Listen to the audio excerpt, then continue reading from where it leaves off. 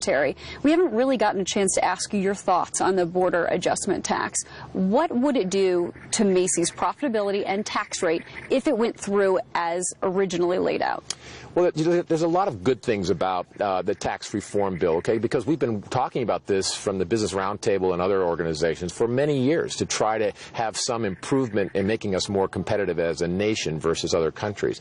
However, the way that they're trying to fund it with this border adjustment tax is just wrong. It just doesn't make any sense. It's a short-term idea to try to move the needle on some of these other tax reform ideas, but ultimately the consumer is going to be damaged by this. I mean, there's to have a 20% increase in the what is now the tax for imports coming in. It's just not going to fly. And so if we're going to have to all raise our prices by that amount and therefore make it more expensive for the consumer to shop, not just for clothing, but for oil, for automobiles, for electronics, for all of these different categories, we're then going to be uncompetitive, and those jobs are going to go away. So the consumer is going to spend less. Retail is one of the largest employers in the United States, and so if we're affected by this change, and definitely there's going to be fewer jobs in America. So the details of this haven't been fully vetted, and we're trying to get these points across in Washington. I think we've made a lot of progress here because I think the momentum shifted away from that idea, but it just needs to be known by everyone what we're getting into here.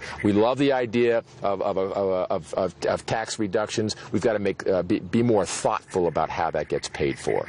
And so what would Macy's tax rate look like? Target has said 75%. JCPenney has said 170%. Ours would be up there, and I'm not going to quote the exact number, but all I can tell you is that net, this is not a good thing for any retailer.